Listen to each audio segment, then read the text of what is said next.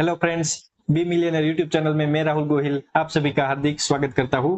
हमने सभी अगले वीडियो में सभी डबल कैंडलस्टिक पैटर्न के बारे में डिस्कस किया था। उसमें हमने एंगल्फिंग पैटर्न, हरामी pattern, piercing pattern and dark cloud cover pattern के बारे में डिस्कस कर लिया है। आज हम इस वीडियो में सभी डबल कैंडलस्टिक पैटर्न के बारे में थोड़ा सा बेसिक और शॉर्ट में जानकारी लेते हैं, जिससे हमें अच्छे से याद हो जाए और सभी का सभी कैंडल पैटर्न का रिवीजन हो जाए। तो आइए देखते हैं। सबसे पहले एंगल्फिंग पैटर्न। एंगल्फिंग पैटर्न में हमने क्या कहा था कि जब मार्केट डाउन ट्रेंड में हो तब सपोर्ट के पास फॉर्म होती है और जो रेड कैंडल है उसके बाद जो ग्रीन कैंडल बनती है वो पूरे का पूरा रेड कैंडल को एंगल्फ कर देती है। इसे हम बुलिश एंगल्फिंग पैटर्न कहेंगे और यहां से मार्केट ऊपर की तरफ जाती है। और जब मार्केट अप ट्रेंड में हो तो रेजिस्टेंस के पास बियरिश एंगल्फिंग पैटर्न फॉर्म होती है। इसमें ग्रीन कैंडल छोटी होती है और रेड कैंडल पूरी की पूरी इस ग्रीन कैंडल को एंगल्फ कर लेती है और वहां से मार्केट का ट्रेंड चेंज होता है और मार्केट नीचे की तरफ आती है। आइए इसे थोड़ा सा चार्ट में देख लेते हैं। बुलिश एंगल्फिंग जब मार्केट डाउन में है और सपोर्ट के पास फॉर्म हुई है और एक ग्रीन कैंडल ने पूरा का पूरा रेड कैंडल को एंगल्फ कर लिया है, इसलिए इसे बुलिश एंगल्फिंग पैटर्न कहते हैं और यहां से मार्केट ने अप ट्रेंड दिखाया है। अब अगली देखते हैं।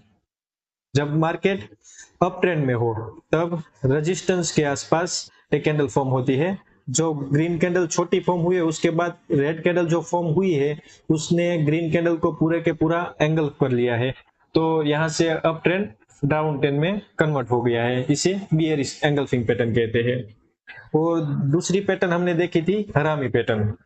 हरामी का मतलब है प्रेग्नेंट वुमन, वो भी हमने डिस्कस किया था। तो अभी हम सिर्फ बेसिक की इंफॉर्मेशन लेंगे। तो हरामी पैटर्न में क्या होता है, जब बुलिश हरामी में पहले देखते हैं। जब मार्केट डाउन ट्रेंड में हो तब सपोर्ट के पास फॉर्म होती है और जो पहले रेड कैंडल बनती है उसकी बॉडी बहुत बड़ी होती है और उसके बाद जो ग्रीन कैंडल बनती है वो इसके पेट में हो ऐसे दिख रही है और 1/4 भाग की बनती है, यानी कि ये 100% में फॉर्म होती है तो ये 25% ही फॉर्म होती है, तो उसका 1/4 भाग में फॉर्म होती है और वहां से मार्केट को अप ट्रेंड में कन्वर्ट करती है। वैसे ही बियरिश हरामी में क्या होता है, जब मार्केट अप ट्रेंड में हो तो रेजिस्टेंस के आसपास एक कैंडल फॉर्म होती दिखती है और जब जैसा बुलिश में था बिल्कुल उससे उल्टा बियरिश में होता है कि पहले ग्रीन कलर की कैंडल बहुत बड़ी फॉर्म होती है और उसके बाद 1/4 भाग में रेड कैंडल फॉर्म होती दिखती है और वहां से मार्केट अप ट्रेंड से डाउन ट्रेंड में कन्वर्ट होता है। आइए इसे भी हम चार्ट के थ्रू देख लेते हैं। तो बुलिश हरामी जब मार्केट डाउन ट्रेंड में है और सपोर्ट के पास फॉर्म होती है, पहली कैंडल रेड बहुत बड़ी फॉर्म होती है और उसके 1/4 भाग में ग्रीन कैंडल फॉर्म होती है और वहां से मार्केट अप ट्रेंड में कन्वर्ट हो जाता है। अब देखते हैं बियरिश हरामी पैटर्न। तो जब मार्केट अप ट्रेंड में हो तो रेजिस्टेंस के पास फॉर्म होती है और पहली ग्रीन कैंडल बहुत बड़ी होती है और उसके बाद रेड कैंडल जो बनती है उसके 1/4 में बनती है, यानी कि उससे 4 गुना छोटी होती है, तो वहां से मार्केट नीचे की तरफ आती है और अप ट्रेंड डाउन ट्रेंड में कन्वर्ट होता है। उसके बाद हमने देखा था पियर्सिंग पैटर्न के बारे में। तो पियर्सिंग पैटर्न में क्या होता है, जब पियर्सिंग पैटर्न बुलिश पैटर्न होती है, जब मार्केट डाउन ट्रेंड में हो तो सपोर्ट के पास फॉर्म होती है और जो पहली कैंडल बने वो रेड कैंडल कलर की होनी चाहिए। सॉरी, जो पहली कैंडल बने वो रेड कलर की होनी चाहिए और दूसरी कैंडल उससे गैप डाउन में फॉर्म होती है। जो ये रेड कलर है तो यहाँ से ओपन हुई होगी और यहाँ पर क्लोज हुई होगी। वो कहाँ से ओपन होती है और कहाँ से क्लोज होती है रेड कैंडल और ग्रीन कैंडल, उसके बारे में हमने अगले वीडियो में डिस्कस किया हुआ है। तो आपको पता नहीं कि रेड कैंडल कहाँ से ओपन होती है और कहाँ से क्लोज होती है, ग्रीन कैंडल कहाँ पर ओपन होती है कहाँ से क्लोज होती है, तो आप अगले वीडियो में देख सकते हैं। तो अभी हम उसके बारे में डिस्कस नहीं करेंगे, अभी सिर्फ डबल कैंडलस्टिक पैटर्न के बारे में देखते हैं। तो इसमें रेड कैंडल ओपन ऊपर से होती है और क्लोज नीचे की तरफ होती है। तो यहाँ से दूसरी कैंडल यहाँ से ओपन होनी चाहिए पर यहाँ से ओपन नहीं हुई और गैप डाउन में ओपन हुई। गैप डाउन ओपन होकर भी यहाँ से मार्केट ऊपर की तरफ गई है। ऊपर की तरफ तो गई, पर जो रेड कैंडल की बॉडी थी 50% उससे भी ब्रेक करके उसके ऊपर जाकर यहाँ पर क्लोज दिया है। तो इसे हम पियर्सिंग पैटर्न कहेंगे और वो डाउन ट्रेंड को अप ट्रेंड में कन्वर्ट करती है। तो आइए हम इसे चार्ट के थ्रू समझते हैं।